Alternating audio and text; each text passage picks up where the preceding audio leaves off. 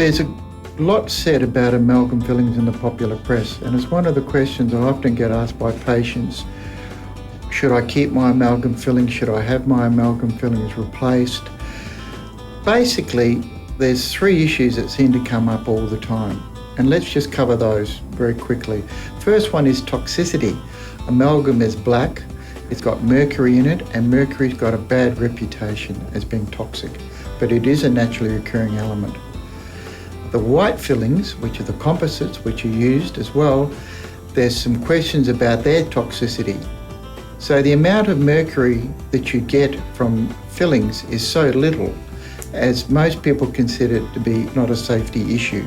The other thing is colour, and of course composite fillings win hands down because they're tooth coloured.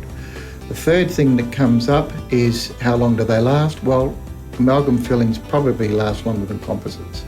The problem is when you prepare the tooth to place an amalgam filling, you often remove quite a bit of tooth structure, and that weakens the tooth. And because we live so long, whereas our parents and our grandparents are used to lose their teeth and have dentures put in, our teeth have to survive maybe up to 110.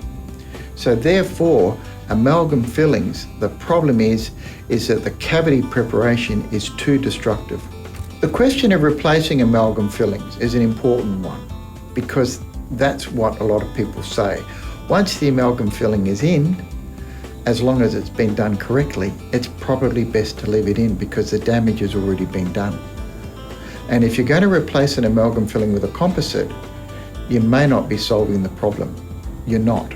The only way that you can make the tooth stronger is to take the amalgam filling out and put in an indirect restoration. When you make an indirect restoration, because it doesn't flex, you can actually get the patient biting on the middle of their tooth again. And the porcelain or the gold is not going to flex and cause pain, it's going to take the load. And that's where you want to be biting on the tooth. Not on the outside, which is going to flex, you want to be biting in the middle fossa, where it's designed to take the load. So, in other words, simply, should you replace amalgam fillings? Probably if you're getting symptoms. If the tooth is showing signs of cracking and the tooth is at risk of fracturing. A lot of root canal treatments are done on teeth with cracks in, and because the crack continues to open up, bacteria get in through the crack, and so the root canal treatment fails. Even if you put a crown on the tooth to try and hold the tooth together, the crack can still open up, and the tooth can eventually split over a number of decades, and the tooth can be lost.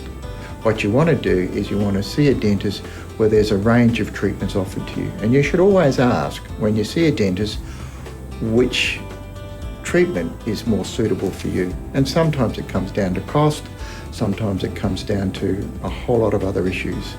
So each case has to be decided on its merits.